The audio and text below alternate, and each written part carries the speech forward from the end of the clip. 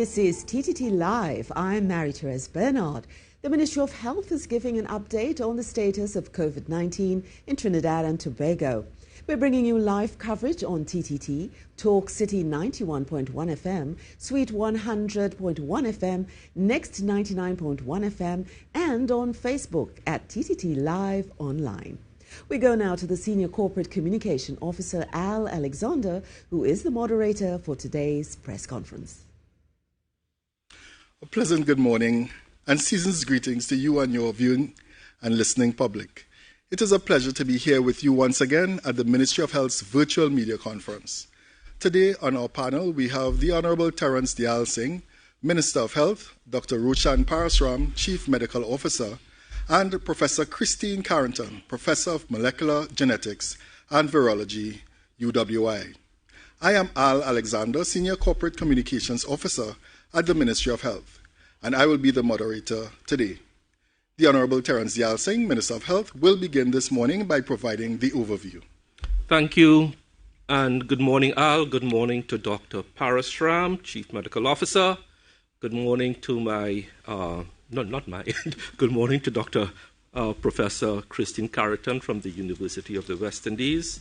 Ladies and gentlemen of the media, members of the viewing and listening public, wherever you are, good morning. Saturday, 19th December, and a very Merry Christmas to one and all.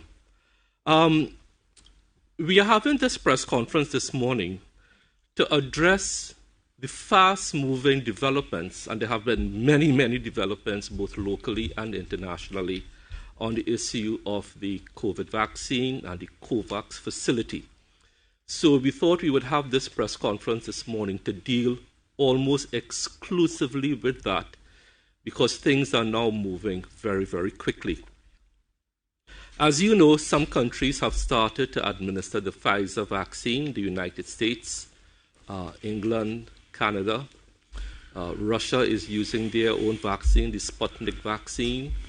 Countries like China are using their own locally developed vaccines. So in many parts of the world, some vaccines are being administered.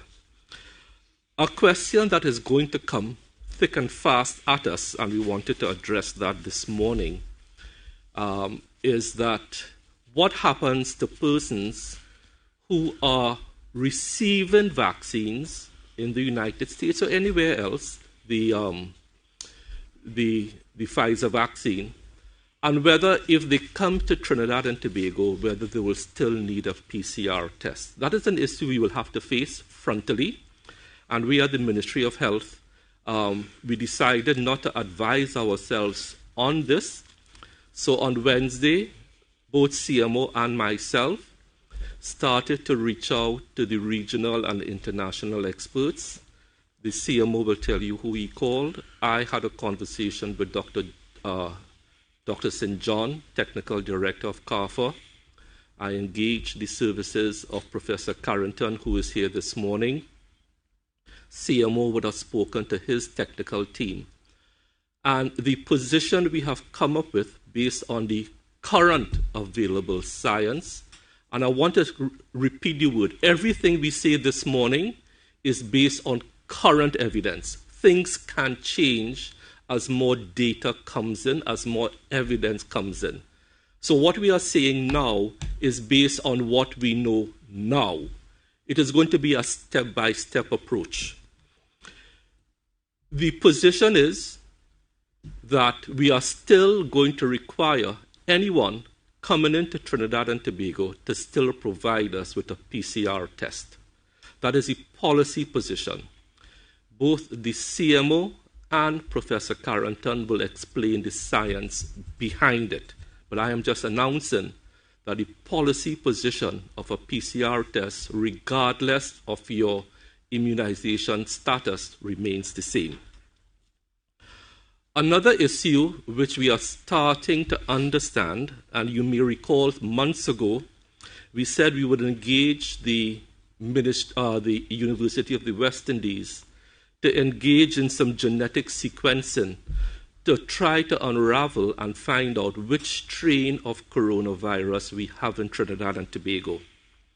It is an initiative of the University of the West Indies, And Professor Carrington is again here this morning, who can bring us up to date on that latest scientific discovery. What I would like to spend some time on this morning, and I'm going to go into a lot of detail this morning, is where we are with the COVAX facility, because there have been some very good and positive developments over the past 24 hours. So I'm going to start with all the steps that Trinidad and Tobago took since July 13th and where we have reached over the past 24 hours. So on July 13th, the Honorable Prime Minister wrote to the Director PAHO to express interest in accessing potential COVID-19 vaccines utilizing the PAHO revolving fund. That was step one in July 13th. On September 9th, the Minister of Health, myself, submitted a note to Cabinet, the commitment agreement between the government of the Republic of Trinidad and Tobago and Gavi to join the COVAX facility under the committed purchase agreement. On September the 18th, the Permanent Secretary, Mr. Asif Ali, at the Ministry of Health, signed the individualized commitment agreement between the government of Trinidad and Tobago and the Gavi Alliance to join the COVAX facility. On September 23rd, the Cabinet ratified the approval granted by the Prime Minister for the signing of the commitment agreement between the government and Gavi, the Vaccine Alliance, to join the COVAX facility under the committed purchase agreement. On October 6, 2020, Gavi confirmed receipt of the down payment made by the Ministry of Health in the amount of US $1.477 million. That payment was made on September 29th. That was our down payment, if you will. On the 16th of November 2020, the Minister of Finance signed a guarantee and indemnity agreement between the government of the Republic of Trinidad and Tobago and the Gavi, the Vaccine Alliance. On the 19th of November, a letter was received from WHO, Gavi, UNICEF, and the World Bank for focal points for the new COVID-19 tools, including vaccination rollout. The Ministry of Health, 24 hours later, on the 20th of November, submitted to those agencies the focal points, and they are Ms. Anissa Sibu, Principal Pharmacist, focal point for the COVAX Shareholder Committee on Oversight and Management, and two, Ms. Grace Sukchan, whom you all know by now, the EPI manager. EPI simply means expanded program on immunization. She will be the focal point for logistics in the receipt, storage, distribution, and reporting on the use of the vaccines. What did we have to do afterwards? We had to set up a local task force, which we have done. On Wednesday, the 2nd December, PAHO then gave us 18 parameters to be fulfilled by the local task force. We were to report to PAHO on Tuesday, the 15th of December, which is this Tuesday gone, and we have submitted that report. So these are all the steps we have taken since July 13th to Tuesday, the 15th of December, to secure a supply of vaccines under the COVAX agreement. Where are we physically now with preparing the logistics under that agency that we set up, the local task force? We do not know as yet which vaccine we are receiving. But the chicken and egg situation is this. Do we wait until we know we are receiving a vaccine to be stored at -20 and then make arrangements? Do we wait until we know we are receiving a vaccine which needs to be stored at -72 and then make arrangements? Do we wait until we know we are receiving a vaccine which can be stored at 2 to 8 degrees and then make arrangements? Bearing in mind that time is of the essence and international supply chains are going to be crowded with the purchase of equipment.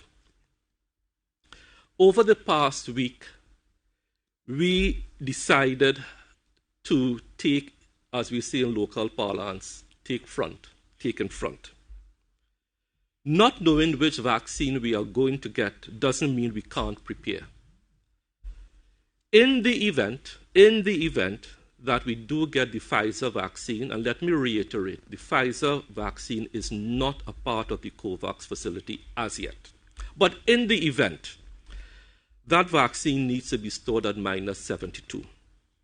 We have gone through our facilities, and I'm happy to report that we have identified and isolated in country already 3 -72 sub-zero freezers. 1 at TPHL, 1 at Port of Spain, and 1 at Eric Williams. And they are currently being commissioned and or recommissioned, serviced. So in case we get the Pfizer vaccine, even as early as January, we can store it at -72. So I'm happy to report on that. In case we receive a vaccine that has to be stored at -20, we already have in country, in the public health sector, 2 sub-zero -20 freezers at the Arima hospitals. That can be used as early as today, if for argument's sake we were to receive vaccines to be stored at -20. We already paid the head of the local task force paid a visit to Tobago on Thursday, I believe, to see for himself the Tobago facility. He has reported that the chiller there is in good condition. There will have to be some minor tweaks, but if Tobago had to receive vaccines, they can receive vaccines. The Shagaramas C40, as I reported earlier, already has space. What we need to do now is build out the chiller at the Couva facility. I am happy to report that a board note to the North Central RHA, which will be the procurement agency for that facility, they went out to tender, and interested persons have already received their packages to build out the 2 to 8 degree chiller at Couva. We are hoping that all things being equal, we will be in a state of readiness by February, the middle to end of February, with that chiller at Couva. We are anticipating, based on current information, which I will read out to you from WHO in a while, that if we are to start receiving vaccines from March, we will be in a position to do so, to receive, store, and distribute. To that end, we are also ordering more -72 and more -20 sub-zero freezers. Tenders for those close on Tuesday, and we hope to issue the purchase orders for those on sometime during next week before Christmas, so orders can be placed. We have been told by suppliers the lead time for delivery is about 4 weeks, give or take. So in addition to the 5 sub-zero freezers we already have, 3 -72, 2 -20, we are also purchasing more. Just to recap, and these freezers will be placed mainly in Couva, which will be the central hub, C40 for redundancy, and in Tobago for their population. We have also started fleshing out the distribution centers. I personally made a visit yesterday to Sangre Grande, Mayaro, Rio Claro, to judge the state of readiness of these satellite centers to store vaccines, administer vaccines, talking to staff, getting their feedback. So under the ERHA, they already have about 4 or 5 centers from Toco to Sangre Grande to Mayaro to Rio Claro. What we are doing, based on the current evidence, we are choosing sites that have resuscitation capacity in case, in the unlikely event that someone should have an adverse reaction. These sites must have resuscitation equipment and capability, and the CMO will go into that. So I am satisfied that we are on the right path. We will be undertaking similar examinations of other facilities under the 3 RHAs, under the other 3, Northwest, North Central, Southwest. We hope to complete all of those by the first week in January, and also for Tobago. So by the first week in January, all the sites should have been visited, as I visited yesterday, and their readiness judged to be satellite centers for temporary distribution and administration of vaccines.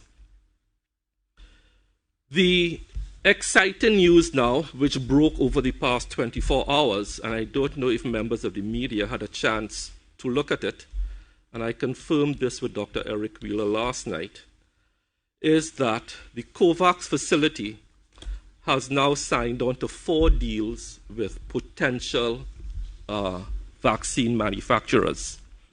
For clarity, I am going to read out 4 paragraphs of a press release that is available on the WHO website, and I urge the media to visit the WHO website. It's there. But I'm going to go into some detail because this is a fast-moving now, fast-breaking event. The new deals announced today include the signing of an advance purchase agreement with AstraZeneca for 170 million doses of the AstraZeneca Oxford candidate.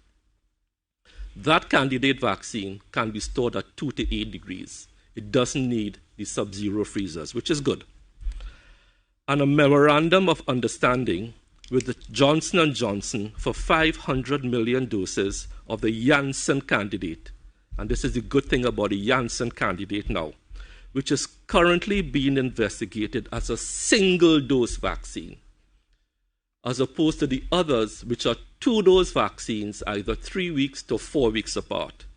A single-dose vaccine will be much better. You get much better compliance. It's 1 shot and you are done.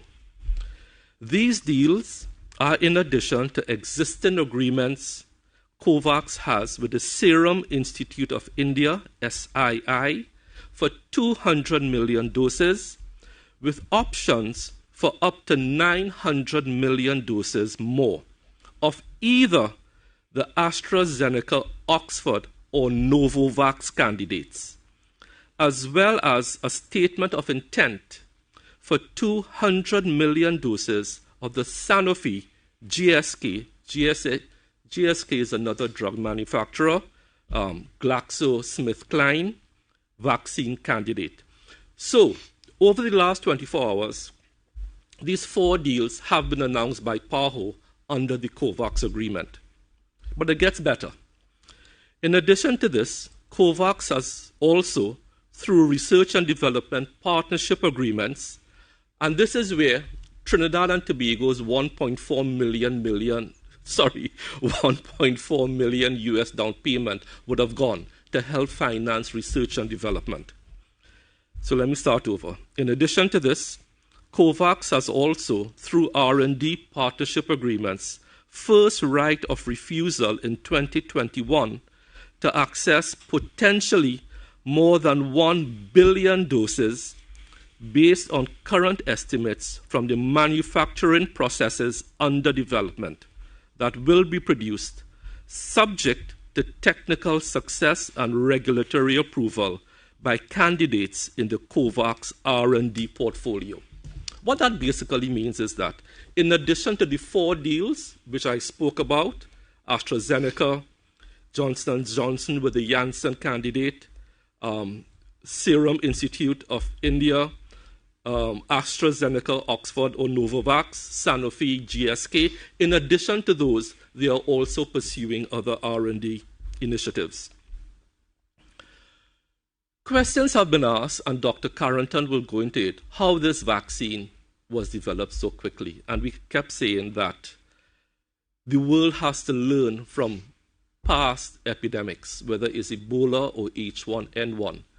You know, having a capacity to develop a vaccine for disease X, because we must learn from the 2009 swine flu epidemic and from the Ebola epidemic. So WHO and all vaccine manufacturers were already on high alert before COVID to develop vaccines in a much quicker pace. This commitment is evidence that the world learned an important lesson from the 2009 H1N1 pandemic. Our research and development efforts have begun to pay off. We now have safe and effective vaccines that can protect against COVID-19 and a clear pathway to securing 2 billion doses for the populations at greatest risk all over the world.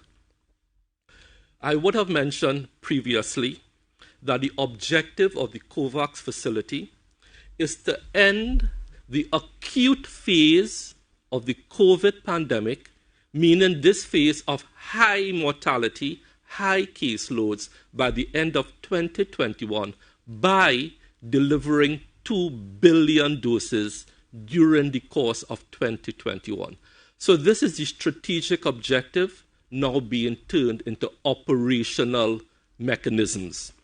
So ladies and gentlemen, I think I have given you enough to chew on this morning. I gave you Trinidad and Tobago's commitment to COVAX, all the steps we have been taking since July 13th, 2020, at a strategic level, at the level of the Prime Minister, the Cabinet, at the level of the PS, at the level of the Ministry. Operationally this week, we have identified already 5 sub-zero freezers that can be used immediately. We have already started to identify sites. As I said, I paid a visit to the East Coast yesterday and will be paying more visits to get all of these sites up and ready. The current thinking, and please note the word, the current thinking, because there was a meeting yesterday and Professor Noguera, I believe, CMO, up in Jamaica, did say that the timeline they are looking for vaccines for this part of the world is going to be March, which dovetails with our own internal timeline.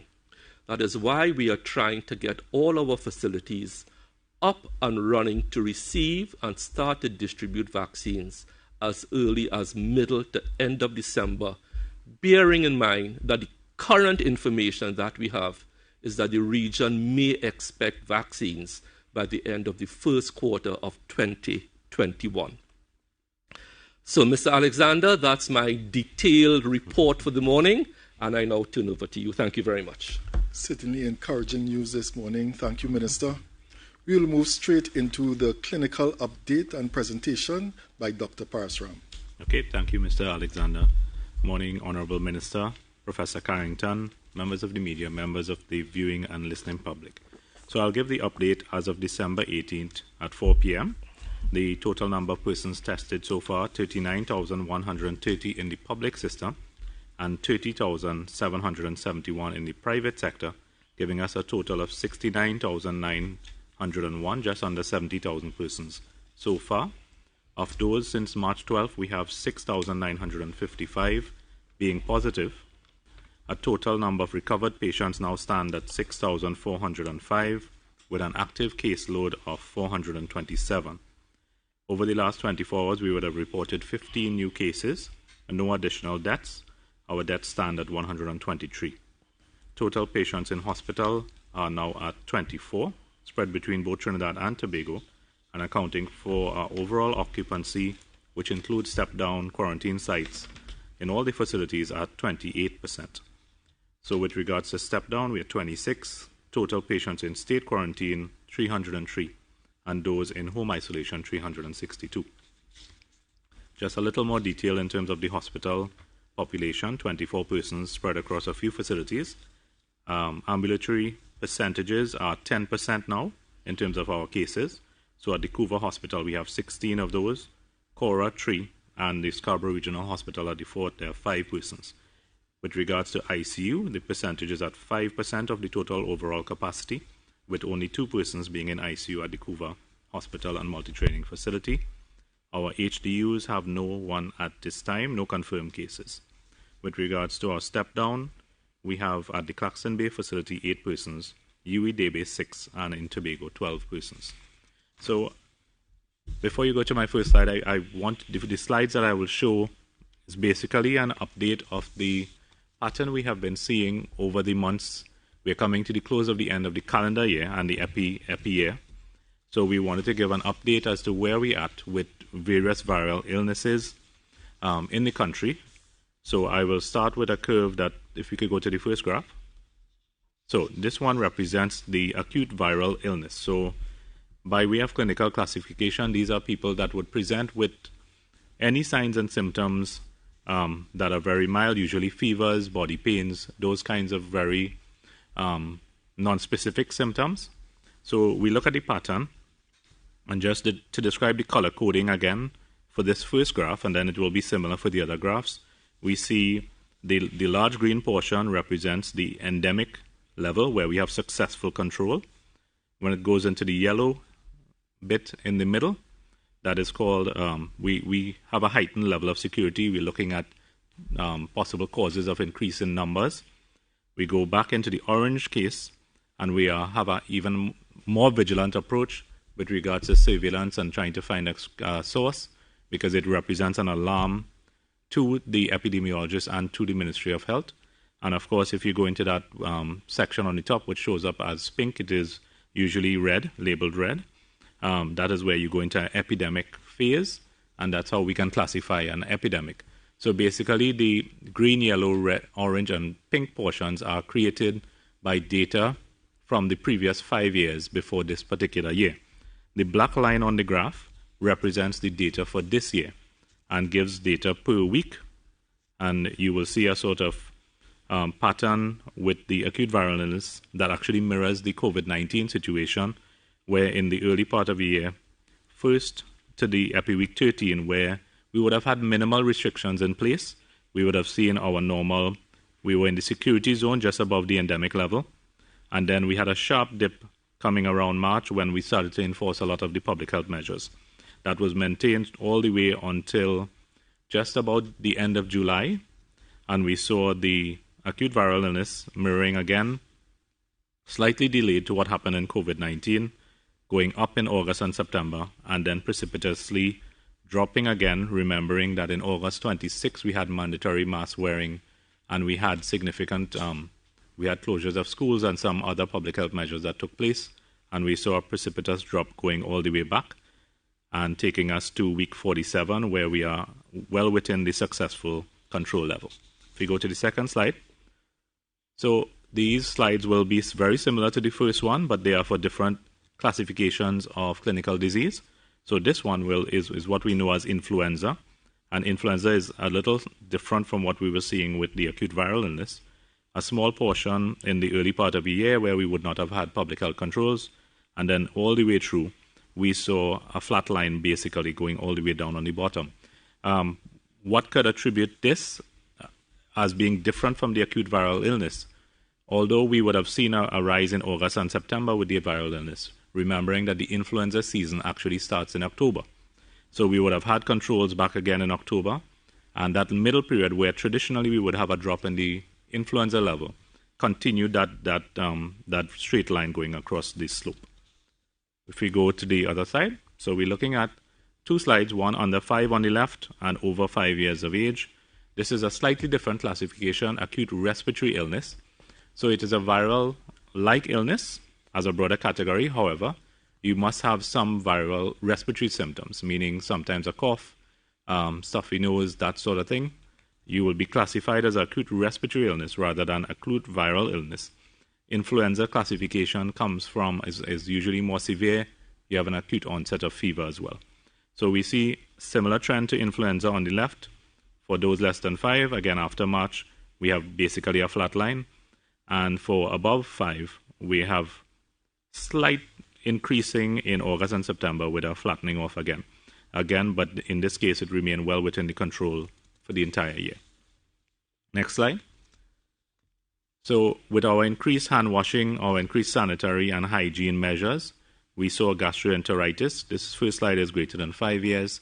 Stay after March, again, staying well within the endemic channel for the period and staying extremely low for this year. We haven't seen any significant rises at all in gastroenteritis for this year. In the under 5s, we saw a similar, next slide. Similar patterns for the under 5. Again, a sharp drop. We were actually going into an epidemic period in the early part of the year, January, and then we saw it coming all the way down with the public health measures and staying very low. Next slide. So lastly, I just wanted to touch a little bit on the endemic channel for dengue. Dengue is not strictly an infectious disease that is spread from person to person. It requires a vector to be present, so the vector being the mosquito. However, we have seen over the last few years a significant drop in the number of dengue cases in Trinidad and Tobago. About 5 or 6 years ago, we would have seen numbers in excess of 5,000 cases every year. Those numbers have gone down to, the next slide I will actually show what happened, but basically for this year, we see a very low level. We saw in St. Lucia there was an outbreak of type 3 dengue as well. We remain fairly flat, and again, it will be aligned to usually an increase in July, August, and September, and going on to the end of the rainy season. And we haven't seen that for this year. We saw a flattening of the curve throughout all months. Last slide. So the last slide gives you a perspective of 2014, which is where we saw the end of the 5,000. So in 2014, we had a suspected caseload of 5,157. And we have done a lot of work through the dengue integrated management strategy for Trinidad, which is a PAHO strategy, to actually bring those numbers down. And you saw in 2015, we started to see the benefit of that coming down to 1,687, 2016, 1,522, 2017, 722, and 2018, 644. And last year, we did very well as well, 232 for this year. We actually only have 79 cases of suspected dengue in Trinidad and Tobago, which is the lowest level we have seen for probably close to a decade, if not longer. Lastly, the last graph just shows deaths for confirmed dengue, and over the last 3 years or so, we haven't had any deaths. There was one in 2017 which was confirmed, and none in 2016. Prior to that, there was one in 2014 and 2 in 2015.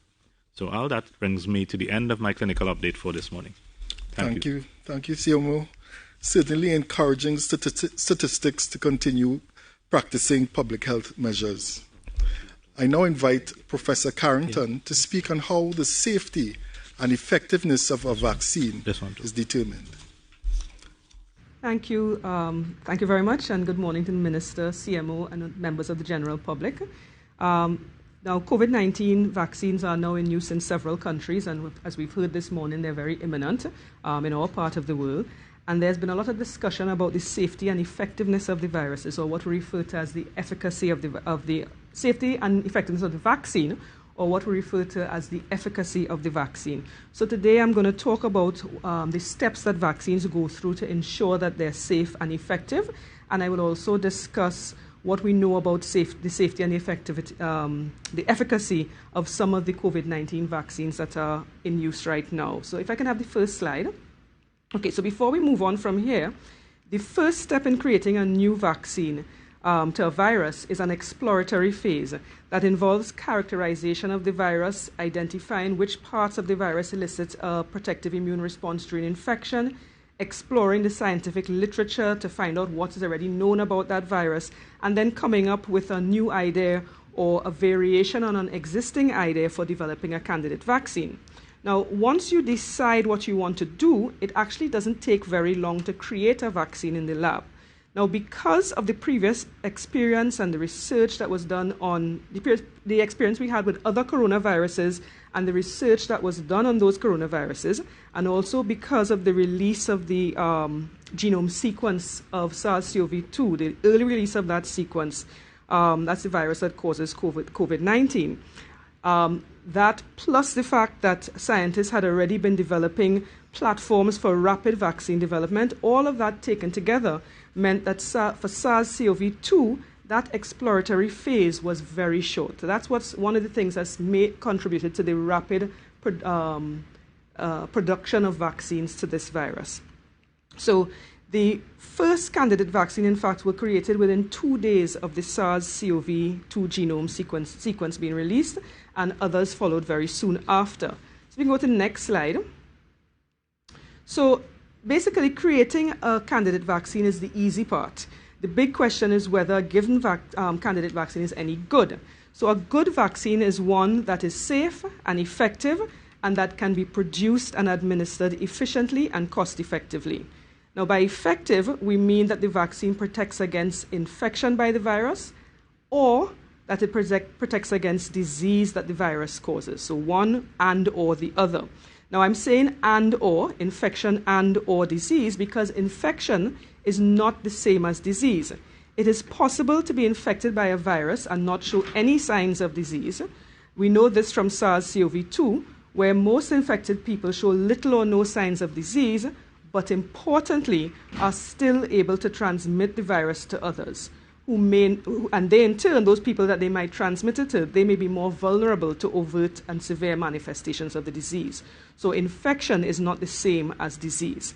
So ideally, what you're looking for in a vaccine is for it, in an ideal scenario, what you want is a vaccine that provides what is known as sterilizing immunity, meaning that it confers complete protection against infection.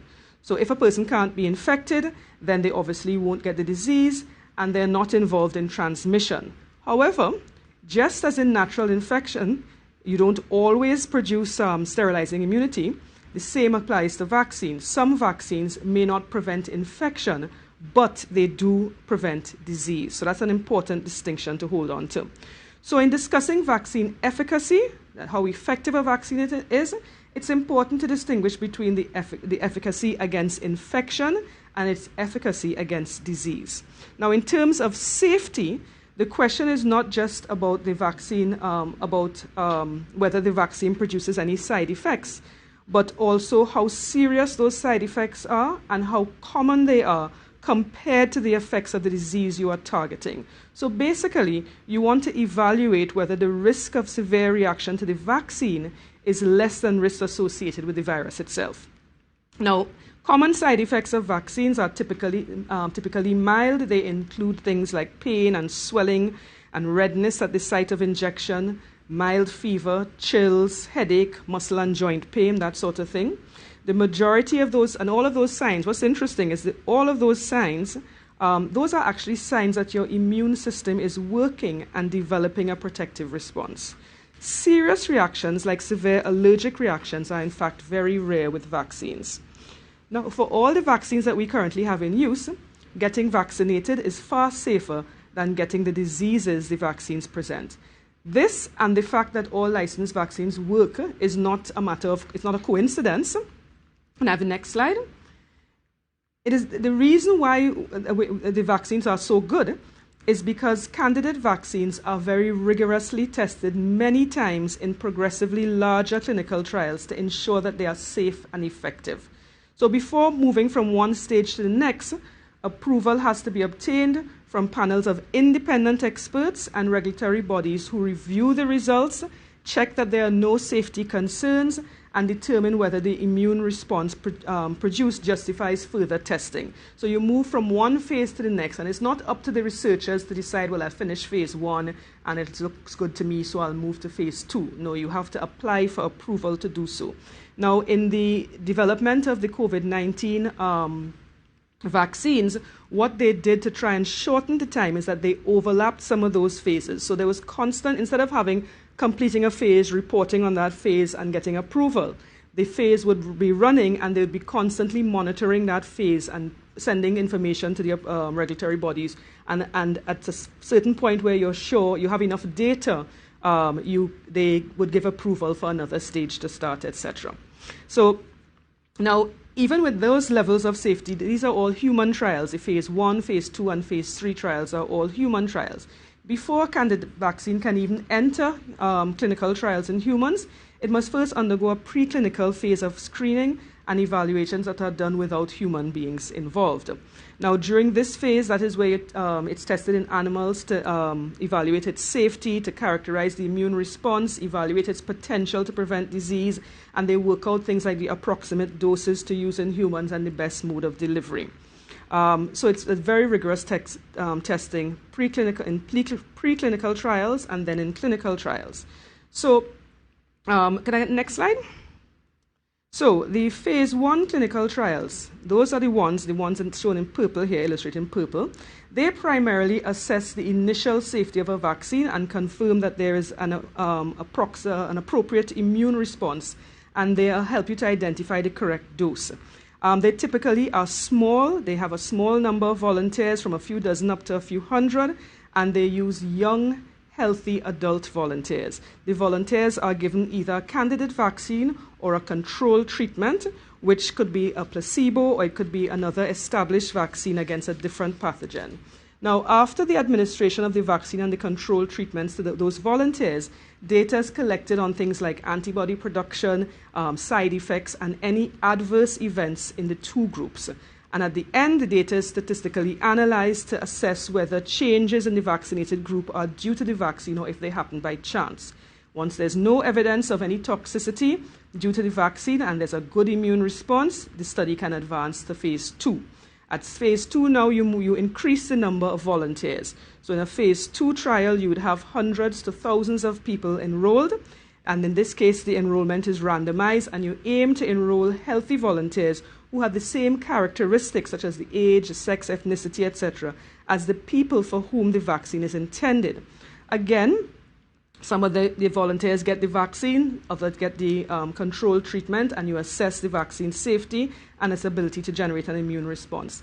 At this stage, the study is often what we call double-blinded or blinded, meaning that it is run in a way that neither the volunteers nor the investigators monitoring the volunteers know whether the volunteers receive the vaccine or the control treatment. There are usually multiple trials at this phase to evaluate the performance in different subpopulations and also different formulations of the vaccine. So in addition to allowing determination of reactions in a more diverse set of people, the phase 2 trials have enough volunteers in them to test different vaccine schedules. And again, if there's no safety concerns and a good immune response in phase 2, then approval is sought to move to phase 3. Now, the phase 3 that we keep hearing so much about, this is the stage at which you specifically test if the vaccine is effective under natural conditions. So in this phase, thousands to tens of thousands of volunteers are enrolled. They are randomly chosen and include volunteers from more diverse backgrounds, including those at highest risk from disease. Often in a phase 3 trial, when they're conducted, they're done across multiple countries and multiple sites within a country to assure the vaccine, ensure that the findings about the vaccine's performance apply to many different populations. Now, at each study site, volunteers are again divided into groups, just like before. One receiving vaccine, other receiving the control. The studies are blinded. And importantly, at this stage, in addition to looking at immune response and any side effects and all adverse events, you're monitoring all of those. In addition to that, these researchers will be noting all the cases of disease by the virus that the vaccine is being tested against. The larger and more diverse group means that you, in these phase 3 trials, you can detect rarer side effects.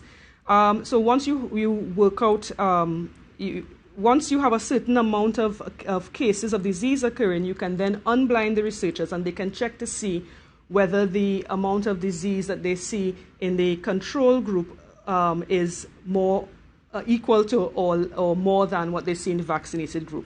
ideally, what you want to see is that you have no disease or barely any disease in the vaccinated group and compared to the control group. And that is what you use to work out your efficacy. The closer your efficacy is to 100%, the better. However, depending on the pathogen you're dealing with, lower efficacies can also be useful. And then just to move to my final slide, the WHO, so if we can move forward. Next slide, please. I'll move on. All right. So the WHO had indicated that an efficacy of at least 50% would be suitable for a COVID-19 vaccine.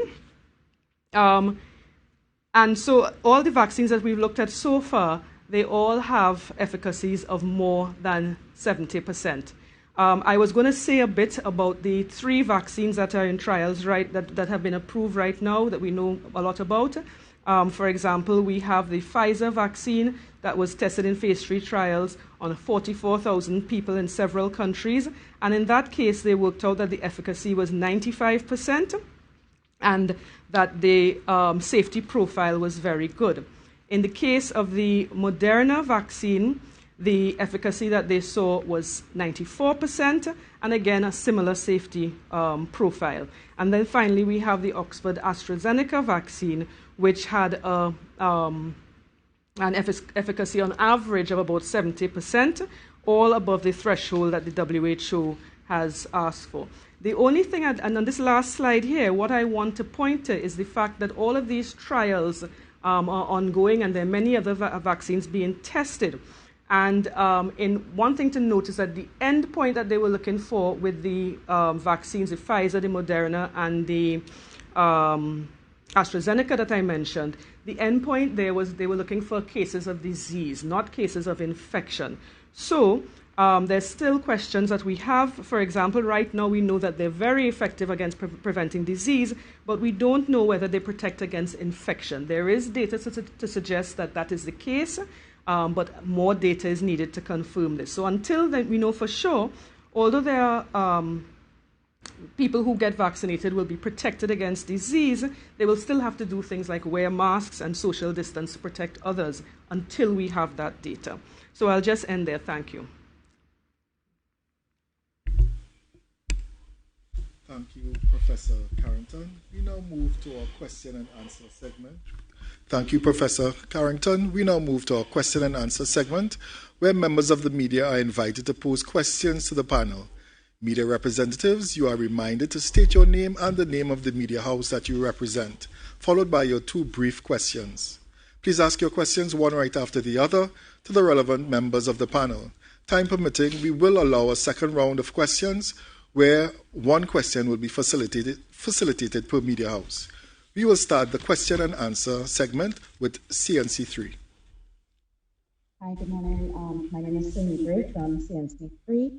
I have 2 questions. My first question, I think, is for the Minister of Health. I wanted to know, you've spoken about the anti-vaxxer conversation with the fast-forwarding of the development of the vaccine and confirmation that our COVAX funding has been received. When will the ministry really start their public education campaign? Because the anti-vaxxer conversation has already begun in Trinidad and Tobago. And you might have to get the ball rolling to respond to some of those concerns. The second question is, I guess, again for the health minister. The bar owners have been very vocal about how they've been suffering under the public health regulations. And a few weeks ago, the Prime Minister spoke about funds being released for the staff of the bars, and also that the bar owners will have their grants, government grants, fast-forwarded because of how the industry has been affected. Are you able to give any updates on that? Thank you so much, David. Thank you very much. So the campaign to deal with public education has begun on these platforms a month now. We started talking about the safety of vaccines, the efficacy of vaccines over a month ago. So we have in fact started. What we are doing in more detail now is that we are starting the process of doing focus groups to find out what do Trinidadians think about vaccines. Where are they getting their information from? Those focus groups were supposed to start around now and will continue into January. That will inform us as to how to mount the educational campaign. A comprehensive strategic communication plan has already been developed. It had to be approved by PAHO. It was submitted to PAHO this week for them to look at. That was one of the 18 parameters I spoke about that PAHO asked us to look at. So, strategically, the plan has been developed. What we are doing now, we have already developed who the target groups are. Religious leaders, business leaders, politicians. We have some messaging, but the messaging has to be informed by what the focus groups tell us. On the issues of the bar owners and the release of their grants, I would advise you to pose that to the Ministry of Finance. Thank you very much. Thank you, Minister. We now go to TTT. Yes, hi, good morning. Sonal Lala from TTT News. Minister, I switch your focus to Tobago a little bit because I know you said the chillers in Tobago are in a good condition, but would they be able to receive some of these Pfizer vaccines if the Pfizer vaccines become available?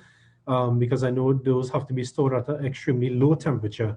And secondly, it's early stages yet, but when the vaccine eventually reaches here, what is going to happen in terms of would persons be given a certificate when they receive the vaccine? Would it be stored would it be placed on their immunization cards? What is going to happen in that regard? Has any consideration been given into this? Thank you very much. So you are thinking same way we are thinking. Okay, so let's repeat. You can store the vaccine at -72 right now in Trinidad and Tobago with the 3 sub-zero -72 freezers we have.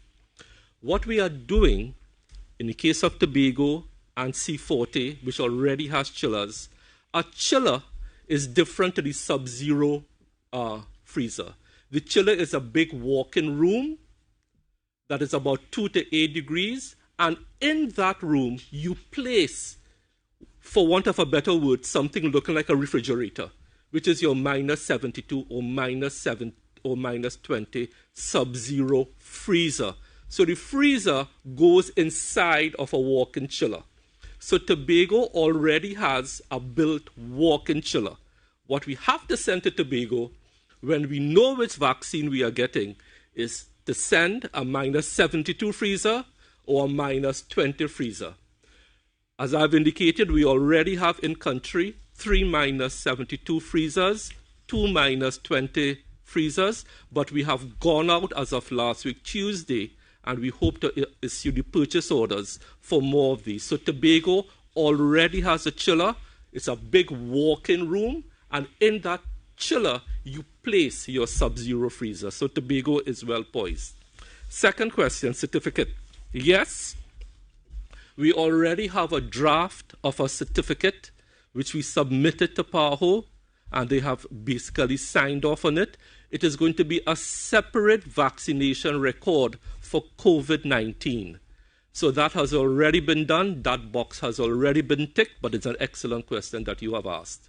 The importance of that, because we don't know as yet, is that will countries be requiring what is called an immunization passport to allow you to enter their countries? This will be your immunization passport. And it has to be foolproof, and that is what we are working on right now, but we have a draft of it. Thank you very much, Sunil. Excellent question. Thank you very much, Minister. We now go to AZP News. AZP News. Hi, good morning. This is Suan Wire from azpnews.com. And with respect to the freezers, Mr. Minister, can you say what is the budgetary allocation for making these changes that are necessary, and also if there are any associated costs specifically referring to the vaccine? Thank you. So, under the task force has many heads. Heading up the finance head is the permanent secretary. So yes, there will be cost implications. We have gone out for a tender to build a chiller. I don't know what the cost is. I don't get involved in the procurement. That is being procured under NCRHA.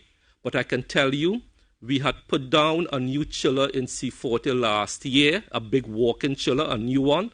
That cost in the vicinity, I believe, of $350,000.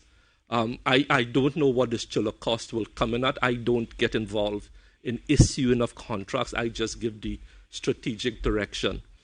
The individual sub-zero freezers. I think the current prices I'm hearing being bandied about is under $100,000 for each one. But then you have to add now the cost of the vaccine itself, which is an unknown quantity at this point in time. You will have to add the cost of syringes, plasters, cotton, HR. So all that is being built out now. But I have asked the PS, because I will have to go to Cabinet with a position on all of that. I can't go to Cabinet now because there are so many unknowns. We don't know which vaccine we are getting. We don't know the price of the vaccine as yet. But I do hope to go by Cabinet to inform the Cabinet of these details, hopefully by the end of January, so the Cabinet can see what the actual plan is for rollout, including financing. Thank you very much. Thank you very much. We quickly go to TV6. Good morning. Good morning, everyone. Urvashi from TV6. Minister, you did mention that government's policy with regards to persons coming into the country, even with the vaccine, they are still required to provide that PCR test. But they've also, persons stranded outside have also been asking about quarantine. Will they also be required to quarantine even if they are vaccinated? So that's question number one. Question number two, you did say that, okay, Minister, my second question is, would the vaccine be made available to non-nationals? And I have a couple other questions. If my colleagues don't have any more questions, I have two more when you're finished. Thank you very much. So, yes, you will be required to quarantine. And yes, Rashi, I have said this so many times, it is not funny. Yes, the vaccines will be made available to every human being in Trinidad and Tobago under government policy. I took a cabinet note on January 2019 that our policy under public health policy is to offer public health interventions, including vaccinations, to every human being in Trinidad and Tobago. So I hope that reinforces the point we have been making time and time again. Thank you very much. Thank you very much, Vashi. I think we can take your two questions once you keep it nice and tight. Thank you. Okay, thank you so much. So, Minister, you did speak about this, I think it's an international immunization card that may be required if you're to travel, depending on those countries' requirements. Has the TNT government considered making it a requirement for persons entering the country to have that vaccine? So that's one. And two, culturally, we've seen that people in Trinidad and Tobago have not been extremely receptive to vaccines on the whole. Now we're seeing that anti-vaxxers are making targeted messaging towards ethnic minorities. In the UK, there's a study by the Royal Society of Public Health, and it did show that people from ethnic minorities classified as either Black, Asian, or minority were less open to taking the vaccine. We're already seeing it in Trinidad and Tobago. We're getting the WhatsApp messages. How do you respond to that? What would you say to people of these ethnicities who have concerns? Thank you, Urvashi. So the question of whether you will need a vaccination to enter Trinidad and Tobago is not one that we have a concrete policy on as yet. That will be developed as time goes along. At the start, I did say this is going to be a step-by-step approach. So the first step is that regardless of whether you are vaccinated abroad, you will still need a PCR test to come into Trinidad and Tobago. And I did say clearly, this is an evolving situation, and we will take this step by step. On the issue of ethnic minorities, you are spot on. Ethnic minorities have always been reluctant, and with good reason. There was something called the Tuskegee experiments done on blacks and Asians in the United States back in the 1930s, where they were doing horrific things on black men with trials on syphilis. Then you have Dr. Mengele in World War II doing experiments on Jews. So this is well known. But as Dr. Carrington has stated, the issue of vaccines, they have saved millions and millions of lives around the world. And when I was speaking in detail, I did say, to counter the anti-vaxxers' sentiment, we have to do focus groups in Trinidad and Tobago. That is why I said focus groups are going to be done. And I want to thank the Express on something here. And I drew it to the attention of my team at one of our COVAX meetings. The Express actually did a series of the man in the street talking about their attitudes to vaccine. And one person, one Trinidad and Tobago, one Trinidadian and Tobagonian on Brian Lara Promenade actually repeated a right-wing conspiracy theory about vaccines that was born in the United States. And that is, the vaccine has a chip which the government inserts into you so we can track you. Now, that is total scientific hogwash, but in the mind of a person, that is their reality. So the focus groups will bring out these issues. We have to address that. Although it is scientific hogwash, to the person believing that, that is their reality. And we always say perception is reality. So we have to deal with that perception, even though it's a scientific unreality. So that is why we have to do these detailed focus groups to find out what is the Trinidadian population thinking? 2, where are they getting their messaging from? It's mainly social media. Who are they looking up to as opinion leaders? And it's when we understand that, and we hope to have that completed hopefully by the middle of January, then we will tailor our messaging to suit. But thank you for raising that issue, Urvashi. It's a very live and important issue. Thank you, Minister. Our very last question we'll take from TTT. Yes, hi, good morning again. Minister, I know you said before that that the certificate, persons may be given this certificate, but I know you also not the entire population would be vaccinated. What would happen in the event that certain countries need this vaccination and persons who cannot get this vaccine may not be able to go in that country? Has any consideration been given into this? So thank you. So let's be clear. We are not reinventing the wheel here as far as citizens of Trinidad and Tobago needing a vaccination certification to travel. It already applies for yellow fever. Yeah? So some countries, even Jamaica, if a Trinidadian goes to Jamaica, you have to show proof of a yellow fever vaccination, because yellow fever is what you call endemic to Trinidad and Tobago. There was one person who went to India a couple of years ago, did not walk with a yellow fever vaccination, had to come back here. So this is not new. We have to see what the world community is going to ask for. But we are not going to wait for that. We are going to be issuing, from the day you start to get vaccinated, these evidence of vaccination. So in the event that country X, Y, and Z wants proof of vaccination, you will have it. Just as we do for yellow fever now, if you have to travel, we vaccinate you for yellow fever. We will do the same thing for COVID if that becomes a reality. But it's an excellent point to raise, and I thank you. We once again thank our media representatives for their engaging questions, and I now hand you over to the Honourable Minister of Health to close. Thank you very much, Al. Ladies and gentlemen, 2020 no doubt has been the most challenging year for us in Trinidad and Tobago and as a world community. The last global pandemic was the so-called Spanish flu in 1919-1918. In closing of this year, I would like to sincerely thank healthcare workers for their sterling contribution to our excellent response to COVID.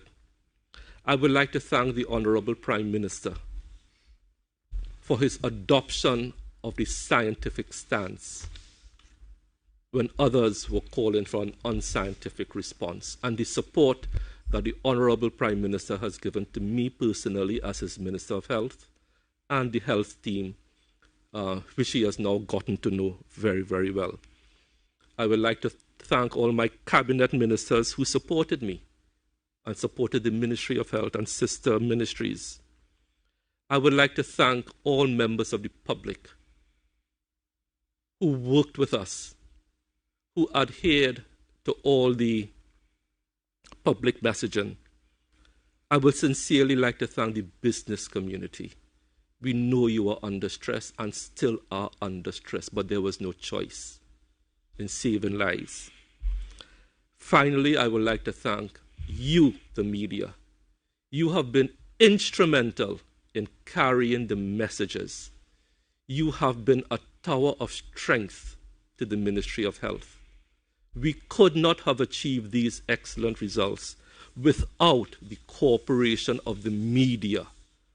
And I reach out to each and every one of the media practitioners who I've been interacting with and we over the past 9 months or so.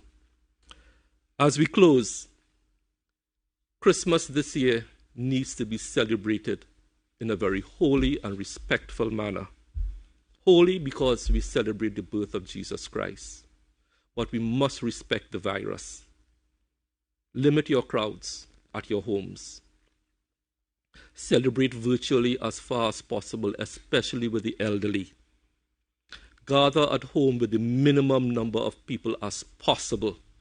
Do not bring webs into your home that you do not normally interact with, or whom you don't know if they went to a Zessa Fete or lying down the islands. That is not going to work. Stay home if you are ill. And finally, wear a mask over your mouth and nose. Wear a mask. That is what is going to have the greatest impact this Christmas.